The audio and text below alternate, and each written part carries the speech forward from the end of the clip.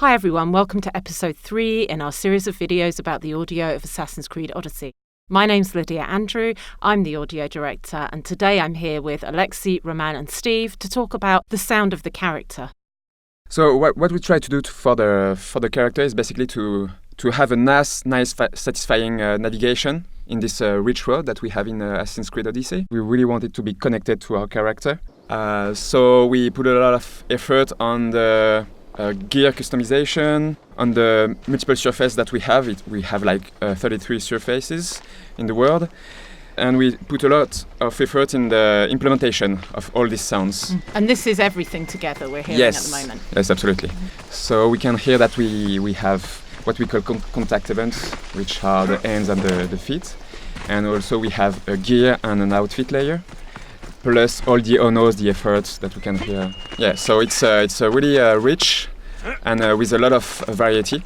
So yeah, it was really important to us to make sure there was a lot of variety and variation because you're spending a lot of time with this character.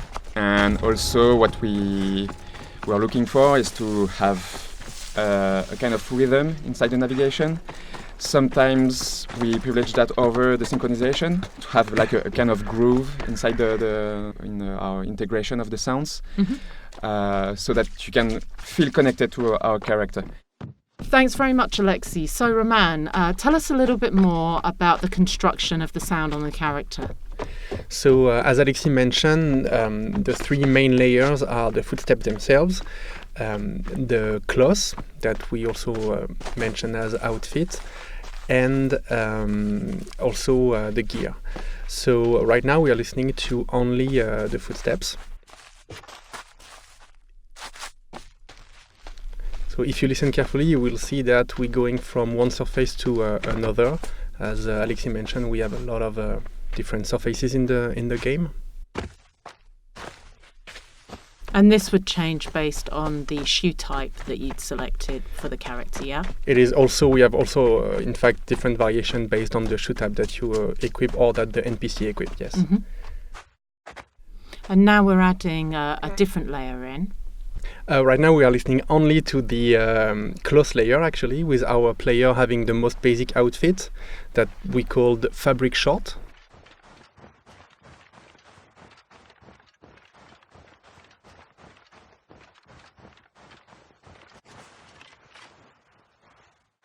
Now by entering the menu, I'm gonna equip a skirt.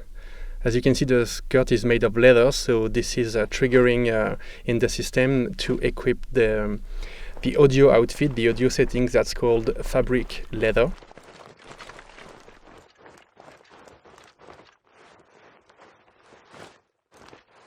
And as we said, because customization is very important in Odyssey, we wanted to really support that with the audio and for the first time give these layers of granularity. So now we've equipped another layer. Yes, exactly. This is the first time that we gave such amount of granularity in the Foley of the character in the game.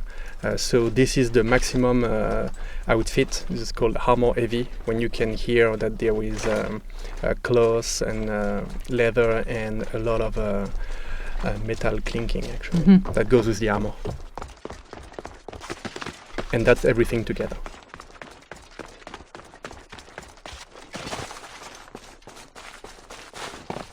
Yeah, so it's the first time that we've really gone into this detail on the player because player choice was very important to the game and player choice was part of the customization system as well. What we wanted to showcase in the game was the fact that it was not going to be only visually that you get rewarding for looting and purchasing more equipment. So we wanted also to showcase that sonically, that you were improving your character and entering like an RPG environment. So that's why we gave this amount of granularity, so that it's also beyond the visual reward, you also get a sound reward by equipping your character with different layers of clothes and gear. And of course, another way we get around the world is using Phobos, our horse. Yes. So for the horse, it's basically based on the same system. We have different layers. We have the feet. We have, again, the close of the character, but these are different sounds. These are the sounds that are triggered because the character has horse riding movements and not navigation movements. And another important layers, of course, are the vocalization of the horse. Mm-hmm.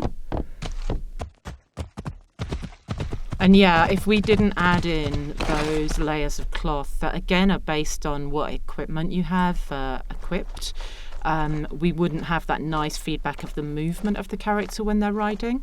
Yes, exactly. So having a lot of detail in the navigation of the horse and the foley triggered by the player is actually helping also that concept of groove and rhythm that Alexis mentioned, because we are used to these sounds. We are used to listening to this in games or even in real life when we do ride horses or other animals. So we need to feel that there's something very natural when we ride those animals, and usually footsteps alone on a horse doesn't give you that realistic feeling. You know? Mm-hmm. Okay, great. Thanks very much, Roman, for taking us through more detail on the character navigation. You're welcome.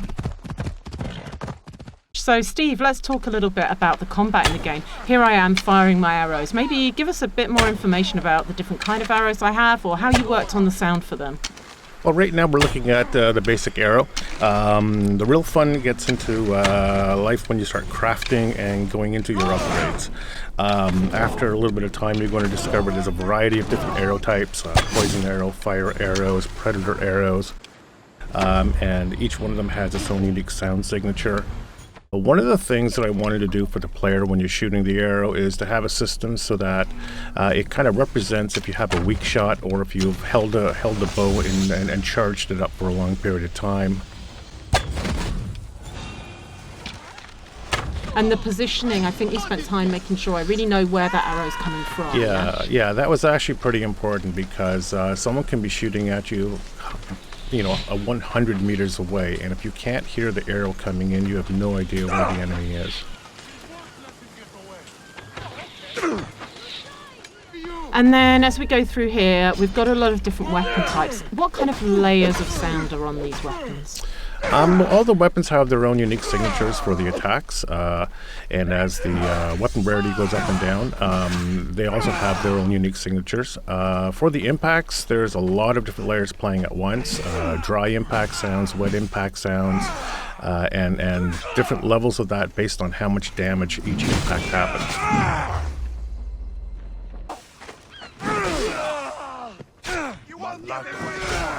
And of course, we've also got the abilities on top of there. We've seen poison, we've got fire here. I can set every kind of weapon on fire?